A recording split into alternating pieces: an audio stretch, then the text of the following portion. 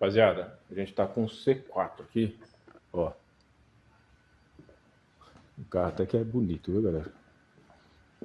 Nem mentir, né? O bicho é bonito mesmo, né? Pra quem gosta. Esse C4 aqui, ele tá fazendo um barulho do lado direito. Parece rolamento, galera, mas não é, tá?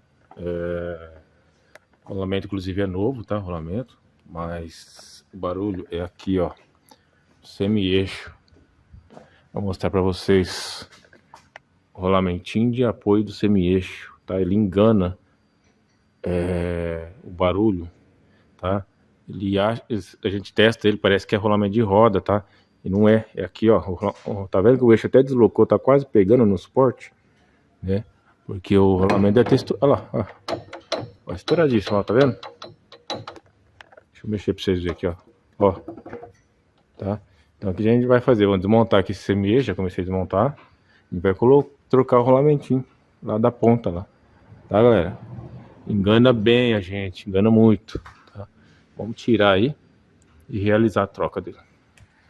Galera, por fim chegou o rolamento do semi-eixo do C4 FAG.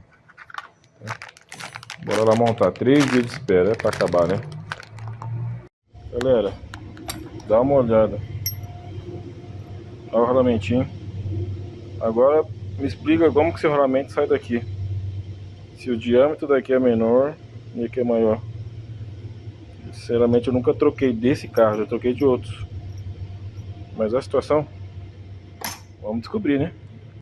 Ó, galera, aqui eu já encaixei o rolamento, tá? Ó como que ele encaixou certinho.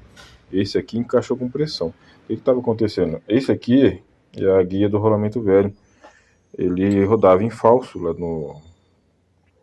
no eixo, porque ele tem diferença do rolamento do manual para automático, tá? Então aqui ele encaixou com pressão, ó, tá vendo? Então agora não vai dar mais problema, tá? Considerando o suporte lá, né?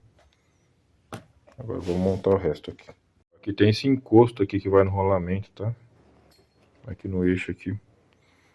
Como ele danificou um pouquinho aqui, e eu não achei esse encosto, galera, não vende avulso, tá? Vai dar uma lixadinha nele aqui só pra... Ele é um encosto só de segurança também, tá? Segurança de...